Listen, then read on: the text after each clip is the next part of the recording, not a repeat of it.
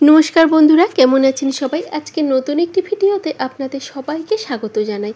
আমার যে সমস্ত বন্ধু যে প্রান্ত থেকে দেখছেন, বড়দের জানাই প্রণাম এবং ছোটদের অনেক অনেক ভালোবাসা শুভেচ্ছা জানিয়ে আজকের ভিডিওটি আমি শুরু করছি। তো আমি উমার গল্প কথায় আজ সোমবারের একটি ভিডিও নিয়ে আপনাদের সামনে চলে এসেছি। সোমবার সারাদিনের ব্যস্ততা নিয়ে সকাল থেকেই শুরু হয়েছিল ব্যস্ততা। তো সকাল থেকেই একটু কাজের মধ্যে ব্যস্ত ছিলাম, সেইভাবে আজকে রান্নাবান্না সেরকম কিছু হয় না, তবে যেটুকু হয়েছে সেটুকুই চলুন আপনাদের দেখিয়ে দিই। সকালবেলায় ছেলের জন্য কলেজে যাবে, সেই জন্য কলেজে রান্না করছিলাম। তো আজ যেহেতু নিরামিষ, সেই জন্য ডিম বা মাংস কিছুই তো হবে না, তো ওর জন্য একটু সয়াবিনের তরকারি আর ভাত করছিলাম। আর তরকারিটা হতে হতে মানে রেডি করে দেওয়ার পর, রান্না টান্না হয়ে যাওয়ার পর ছেলে সবাই চলে গেছে। এখন আমি বাড়িতে পুরোই একা, আর আমাদের রান্নাটাও করে নিয়েছি, দিয়ে বিছানাটা একটু গুছিয়ে নিচ্ছি। আমাদের রান্না বলতে আজ বিশেষ কিছু নেই, আজ নিরামিষ। আমি যেহেতু ব্রত করি না, কিন্তু নিরামিষটা করি। তো আজকে একটু ওই পেঁপে আলু দিয়ে ছোলা দিয়ে তরকারি করেছি, আর একটু করলা ভাজা। এটাই হয়েছে আজকে দুপুরের মেনু। তো সকালেই একবারে ওই ছেলে কলেজে যাওয়ার আগে রান্নাটা সেরে নিয়েছি, দিয়ে ও চলে যাওয়ার পর বিছানাটা একটু ভালো করে গুছিয়ে নিচ্ছি।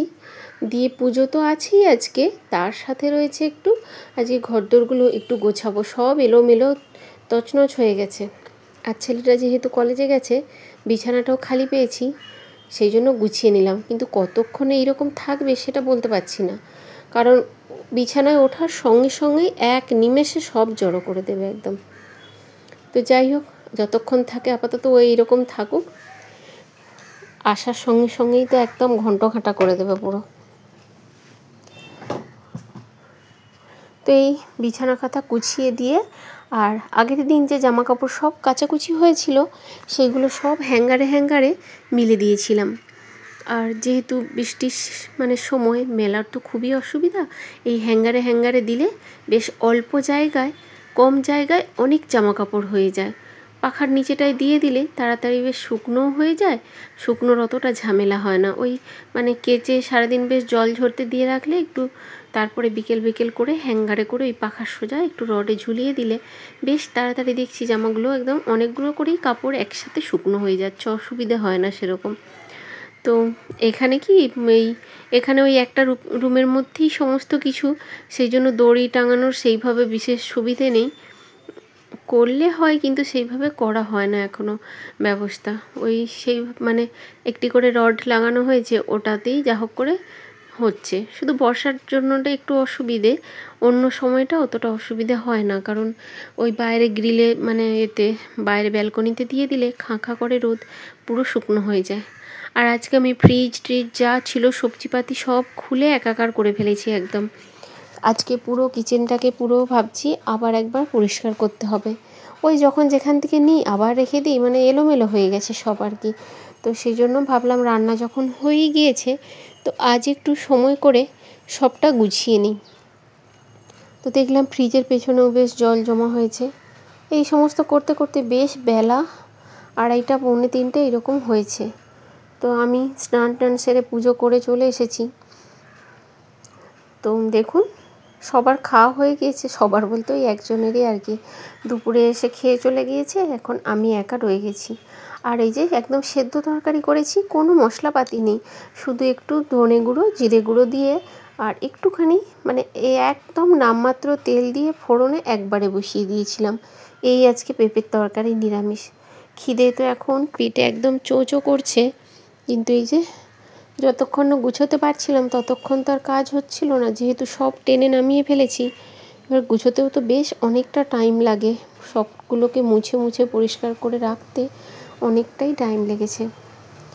এই এখন এবার খাওয়া দাওয়াটা করে নিই, মানে খিদে মানে একদম পেটে ছুঁচো ডন দিচ্ছে, এরকম অবস্থা হয়েছে আজকে। তো চলুন বন্ধুরা, খাওয়া দাওয়া করে আপনাদের সাথে বিকেলে দেখা করছি। এই দেখুন, এখন প্রায় 4:30-5টা বাজতেই চলেছে, আর আমি ওই কাজের মাঝেই আজকে রোদ দেখে চটপট করে নয় ওই গায়ে দেওয়া কম্বল চাদর একটা করে সব কেচে দিয়েছি, দিয়ে সঙ্গে সঙ্গে মিলে দিয়েছিলাম ওই কাজের ফাঁকে গুছোতে গুছোতে, কারণ দেখলাম এইরকম কটকটে রোদ আর পাবো না। অনেক দিন বাদ আজকে এই রকম রোদ বেরিয়েছে। এই দেখুন এখনও রোদটা দেখা যাচ্ছে। আর আমার কম্বলটাও মনে হচ্ছে শুকনো হয়ে গেছে। চাদরটা বেশিক্ষণ লাগে না, যেহেতু সুতির তো পাতলা, তাড়াতাড়ি শুকনো হয়ে গেছে, কিন্তু কম্বলটা একটু মোটা, একটু শুকনো হতে টাইম লাগছে। আজ ভাবছি একটু তাড়াতাড়ি রান্না করে নেব, তো সেই জন্য একটু তাড়াতাড়ি করে চলে এসেছি। এমনিতেও এখন তাড়াতাড়ি রান্নাটা হচ্ছে, আমরা একটু দেরি করে খেলেও ছেলে ওই 7:30 8টার মধ্যে খেয়ে ও তার খাওয়া কাজ কমপ্লিট করে দেয়, বেশি রাত্রি করে না। আমরা একটু দেরি করে খাচ্ছি। একটু রুটি করেছি আর একটু ছোলার ডাল, এই হচ্ছে আজকে রাত্রের রান্না। আর রান্নাটা তাড়াতাড়ি আরও করে নেওয়ার আরেকটা কারণ, আজকে সোমবার, শিবের পুজো, তো মন্দিরে আজকে খুব যাওয়ার ইচ্ছে আছে। তো আপনাদের সাথে তো আগেও লাইভ ভিডিওটা শেয়ার করেছি, অবশ্যই হয়তো জানবেন।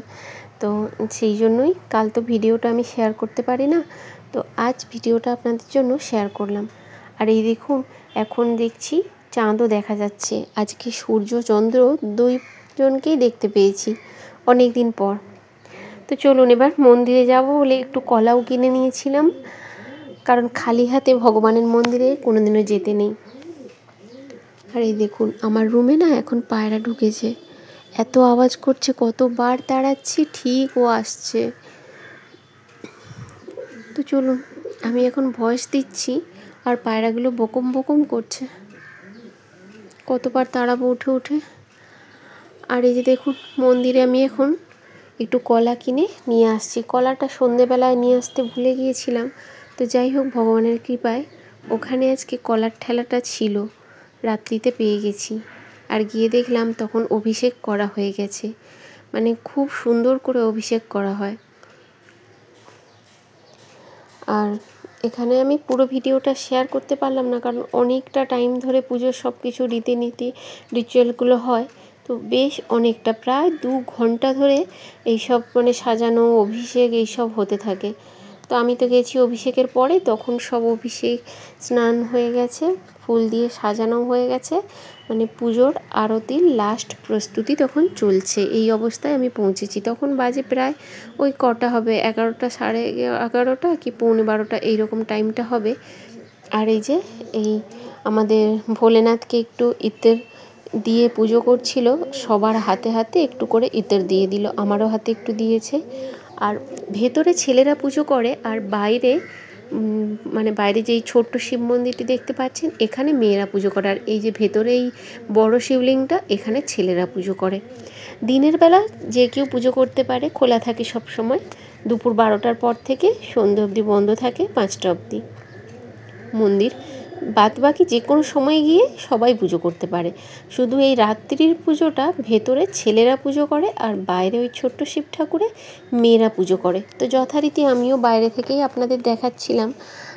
আর ভেতরে তো যেহেতু যেতে পারছিলাম না, তাই সামনে থেকে একদম ভালোভাবে দেখাতে পারছিলাম না, ওই জানালা দিয়ে যতটুকু পেরেছি আপনাদের সাথে শেয়ার করছি। আর এই সুন্দর মুহূর্তটা আপনাদের সাথে তুলে ধরার জন্যে আমি বিশেষভাবে অধীর আগ্রহী ছিলাম। দেখুন আপনাদের ভালো লাগছে কি না। এটা সামনে থেকে দেখতে এত অপূর্ব সুন্দর লাগে। এটা বাইরের শিব ঠাকুরটা আমি দেখালাম আপনাদের, এই সঙ্গে ভেতরেরও চলছে, কিন্তু ভেতরে লাইট অফ করে দিয়েছে, আর ক্যামেরার মধ্যে অতটা পরিষ্কারভাবে আসছে না। এই আরতির সময় সমস্ত লাইটগুলো অফ করে দেওয়া হয়, আর তার মাঝে জ্বলে ওঠে এত আরতি প্রদীপ নিয়ে হয়, আলোকিত হয়, খুব সুন্দর লাগে। আর ভেতরে ঠাকুরের রুমে একটু কালারিং লাইট দেওয়া থাকে, ওগুলো আরতির সময় জ্বালিয়ে দেওয়া হয়। এই যে দেখুন নীল, লাল, সবুজ এই ধরনের কালারিং লাইট জ্বেলে দেওয়া হয় আরতির সময়। ও নিজের সময়ে সময়ে চেঞ্জ হতে থাকে কালারটা। তো বেশ অপূর্ব সুন্দর লাগছিল। এই শেষ অবধি আমি আপনাদের লাইভে দেখানোর চেষ্টা করেছিলাম, কিন্তু আমি লাইভ আগে কখনো সেইভাবে করি না, কয়েকবার করার চেষ্টা করেছি, ঠিক সেইভাবে করে উঠতে পারি না এখনও। তো ওই আজকে ফার্স্ট আমি এই ভিডিওটারই লাইভ বেশ অনেকটা সময় ধরে করেছিলাম। তো আপনাদের কেমন লেগেছে অবশ্যই জানাবেন। ভালো থাকবেন, সুস্থ থাকবেন, নমস্কার।